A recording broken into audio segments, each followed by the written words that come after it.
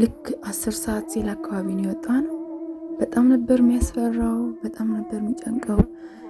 በቃ ጨለማ ነው፣ ምንም አይታይም። እና ቶሎ በሉ እየተባለ ነበር። ደግሞ በአጋጣሚ ሰፈር ልጆች ያገኙ አብሮ የሚሄዱ። ከዛን ግቢ ገባን። የተፈጠረውን ነገር ግን በጣም ነበር የሚጨንቀው። ማለት ሁሉም በየእምነቱ ይጸልይ ነበረ።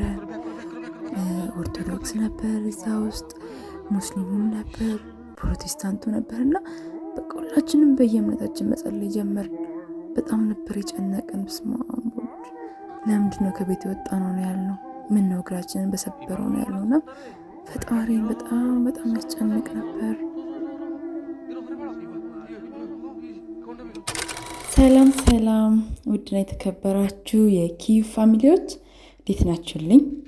አለሁ እኔ ይኸው እንደነገርኳችሁ ሌሊት 10 ሰዓት ነው የምወጣው ብያችሁ ነበር። ሌሊት 10 ሰዓት ላይ ጉዞ ጀመርን። በጣም ነበር የሚያስፈራው። አጋጣሚ ሆኖ ልጆች አብረው የሚወጡ ልጆችን አገኘሁና ከሰፈር አብረን ወጣን። ቶሎ በሉ አፍጸኑት ምናምን እያሉ ነበርና ልክ በቃ 10 ሰዓት ሳፊ ነው፣ ግን ማብራት ምናምን አለ እንጂ በጣም ነው የሚያስፈራው። እና ይሄ እንደውም ትምህርት ቤት አካባቢ እየደረሰን ነበር። አስፋልት ላይ ስለወጣ ነው እንደዚህ ሆኖና ከዛን ግቢ ደረስን። ግቢ ገባን ማለት ነው። ግቢ ከገባን በኋላ ግን የተፈጠረው ነገር መድኃኒዓለም ሆይ በጣም የሚጨንቅ የሚያስፈራ በጣም የሚረብሽ አይነት ነገር ነበር የተፈጠረው። ማለት በጣም ሊጨነቀን ነበር። ብዙ ነበር፣ ዳይሬክተራችን ነበር፣ አስተማሪዎቻችን ነበሩ፣ ተማሪዎች ነበር። ከየዲፓርትመንቱ የተመረጥን ተማሪዎች ነን። በቃ ወደ 30 እንሆናለን የግቢ ሰርቪስ ውስጥ እና ወደ 30 እንሆናለን።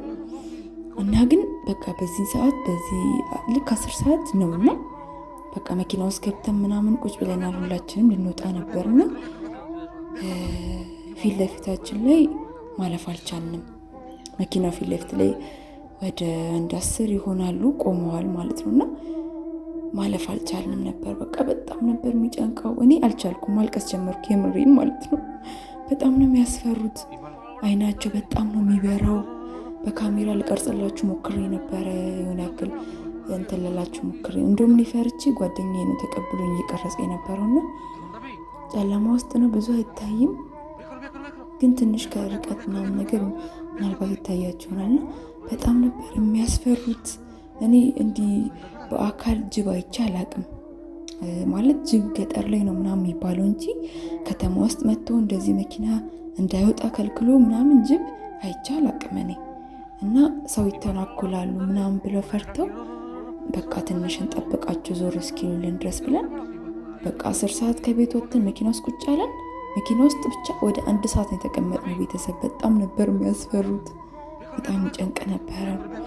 እና በቃ ቁጭ ብለን ዞር እስኪሉ ድረስ መጠበቅ ጀመር ማለት ነው፣ ገለል እስኪሉልን ድረስ። ምክንያቱም ከተተናኮልናቸው ጉዳት ሊያደርሱብን ስለሚችሉ ምንም ማድረግ አይቻልም ብለን መኪና ውስጥ ቁጭ ብለን ጠበቅን። ወደ 10 ሰዓት ወይ 10 ሰዓት ገባን። እስከ 11 ሰዓት አካባቢ እስከ 12 ቁጭ አለን። በቃ ከ1 ሰዓት በላይ መኪና ውስጥ ቁጭ አለን ማለት ነው። በጣም ነበር የፈራ ነው። በቃ እየጸለይን በየእምነታችን ሁላችንም መጸለይ ጀመር በቃ ሲጨንቀን። እና ግን ፈጣሪ ብሎ ዞር አሉልንና ጉዟችንን ጀመርን። በጣም ነበር የፈራ ነው፣ ግን ያው ፈጣሪ ስለሚወደን ዞር አሉልን። ጉዟችንን ጀመርን። ካልተተናኮሉ ሰው ካልነካቸው ምንም አይሉም፣ ሰው ከነካቸው ነው እንትን የሚሉት ምናምን አሉን። እና ፈጣሪ ግን ስለሚወድን አሳለፍን። በቃ ጭንቀታችን እንትን ሲልን መሳቅ ጀመርን። አብረን ማቃቸው አንድ ግቢ ውስጥ ምንም ልጆች ነበርንና በቃ እያወራን አልቃሻንሽ እያሉ ሙድ እያያዙብኝ፣ እኔ ደግሞ አልችልም፣ በጣም ነው የምፈራውና የምር ማልቀስ ጀመርኩ። በጣም ጨነቀኝ። እንዲህ በአካል አይቼ አላቅም ጅብና እንዲህ ደግሞ በጣም ያስፈራሉ ምናምንና ብዙም ትላልቅ አይደሉም ግን ያስፈራሉ፣ ይጨንቃሉ። ስማም ወልድና እንዴት እንደወጡ ራሱ ፈጣሪ ያውቀው። ከዛም በጣም በቃ ኃላፊነት የወሰደው ዳይሬክተራችን ስለነበር በቃ አንሂድ ትንሽ እንቆይ ምናምን ብሎ እንትናል። በጊዜ መድረስ አለብን እዛ፣ በጊዜ መድረስ አለባችሁ ተብለን ነበር። በሌሊት የወጣ ነው፣ 10 ሰዓት የወጣ ነውና ግን በቃ አማራጭ የለንም ዞር እስኪሉ ድረስ እንጠብቅ ብለን ቁጭ አለን ማለት ነው። ከዛን ግን አሁን ፈጣሪ ብሎ ዞር ብለውልን ወጥተናል። ጉዟችንን ጀምረናል ማለት ነው። እና ያው ዛሬ እንግዲህ እዛ አዳማ እንደገባን ያው ዛሬ አዳማ እንገባለን። እንደገባን እዛ እረፍት እናደርጋለን። ግን እዛ እንደደረስን ኦሪንቴሽን ይሰጣችኋል ተብለናል። ማለት ፈተናው ነገ ነውና ዛሬ እዛ እንደርሳለን እና ከደረሰን በኋላ አንዳንድ ነገሮች ይነገረናል። አዲስ ስለሆንኩ ማለት ሁላችንም አዲስ አይደለንም። በእርግጥ ከዚህ በፊትም መጥተው ተወዳድረው አሸናፊ ሆነው እንደገና ዛሬም የተመለሱ ልጆች አሉ። አብረውኛ አሁን የተቀመጡት እኛ ግቢ የሚማሩ ልጆች ናቸውና አምና ከዚህ ፊት መጥተው አሸናፊ ሆነው እንደገና ይሄን እድል አግኝተው ተመልሰው የመጡ ልጆች ናቸው ማለት ነው። እና አዲስ የሆንኩት እኔ ነኝ። ከዚህ ከ30 ምናምን ተማሪዎች ውስጥ ግማሽ የሚያህሉት ተመልሰው መጥተዋል ማለት ነው። የተወሰነ ደግሞ አዲስ ነን ለዚህ እንትን ማለት ነውና እና እንግዲህ እዛ ሄደን ብዙ ነገር አዲስ ስለሆነ የሚሆንብን ግቢውን ዛሬ ያሳዩናል። የምንፈተንበትን ቦታ ያሳዩናል። ስንት ሰዓት እንደምንጀምር ምን እንደሚያስፈልገ ምናምን ሁሉ ነገር ይነገረናል ማለት ነው ዛሬ። ከዛን እሱን ከሰማን በኋላ ፈተናው የምንጀምረው ነገ ነው። ሁላችንም አንድ ቀን ላንሰራ እንችላለን። ሁላችንም በአንድ ቀን አይደለም ይሆናል የምንሰራው። የተወሰኑት ዛሬ ይሰራሉ፣ የተወሰኑት ነገ። ከዛን እንዲህ እየተከፋፈልን ነው የምንሰራው። የፈጠራ ስራም የሰሩ ልጆች አሉ እንደ ግቢያችን። የተለያየ አይነት ሪሰርቾችን ሰርተውም ለውድድር የሚሄዱ አሉ። ብቻ የተለያየ አይነት ክህሎቶች ያላቸው አሉ። ማለት በእኛ በዲፓርትመንት ብቻ አይደለም፣ በስኪል ብቻ አይደለም። አሁን በስኪል ነው የምንሄደው፣ ግን በተለያየ በፈጠራ ስራም ምናምን የሚሄዱ ልጆች አሉ ማለት ነው። እና ከዚህ ውስጥ ሴቶች 1 2 3 ነን ከሴቶች ከዚህ ውስጥ ያለ ነው። እና ብዙዎቹ ወንዶች ናቸው።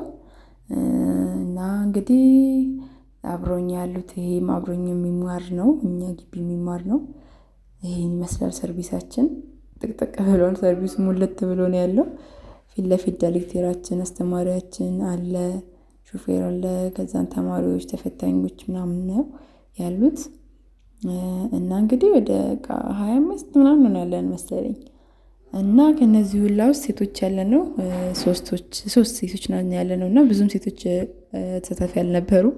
እንደ አጋጣሚው ተገኝቶ ነው። እኔ በስኪል ያለሁት እኔ ነኝ።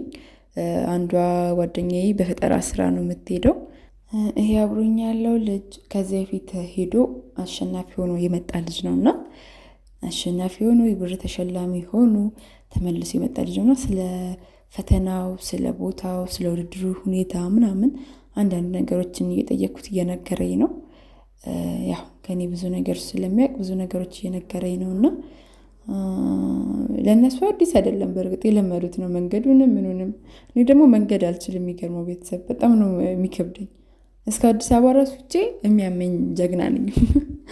የሆነ መንገድ ማይችል አይነት ሰው አለ አይደል? የሆነ ሻታ በሻታ የሚሆን አይነት ሰው፣ እንደዛ አይነት ሰው ነኝና ትንሽ ከብዶኝ ነበር። እስከ ሸገር አዲስ አበባ እስክንደርስ ድረስ ኖርማል ነበርኩ። አዲስ አበባ ከደረስን በኋላ ግን በጣም እያመመኝ ምናምን ነገር ቅልሽልሽ እያለኝ ነበር። ከዛን መልሼ ደግሞ ደህና ሆንኩ። ወደ መሳቅ ወደ መጫወት ተመለስኩኝ። ደግሞ ሄድ መጣ እያልኩ ነበር። እና እነዚህም አብሮኝ የሚማሩ ልጆች ናቸው። ማለት አንድ ግቢ በአንድ ዲፓርትመንት ሳይሆን አንድ ግቢ ውስጥ የምንማር ልጆች ነን። እና ያው እንግዲህ ሴቶች ብዙም ስላሉን ከነሱ ጋር ነበር መግባባው፣ ከነሱ ጋር ነው ያለሁት። እና እንዳመመኝ ስላዩ ብዙ እንዳልጨናነቅ ብለው የሆነ ነገር እያወራሩኝ ነበር። እና ጀንበር ወጣች እና በደንብ እየነጋ ነው ማለት ነው። አሁን 4 ሰዓት ሆኗል። እና ብዙ መንገዱን ስለማላውቀው ስለማልችል በየደቂቃ ነው የምጠይቃቸው። አሁንም አልደረስንም፣ አንደርስም፣ ኧረ አልደርስም እንደ እያልኩ ስጨቀጭቃቸው ነበር የቆየሁትና በስተመጨረሻ ግን ደረስን ብለውኝ አዳማ ገባን። አዳማ ደስ ትላለች፣ የምታምር ሀገር ናት። እንዲህ ሳያት ፍክት ያለች አይነት ሀገር ነው የምትመስለው። ደስ የምትል አይነት ሀገር ነች። እንግዲህ እንደ ዝናዋ ከሆነ ውስጧን በደንብ እናያታለን። ዛሬ ያው እረፍት ስለሆነ የምናደርገው እንግዲህ እንትን እንላለን።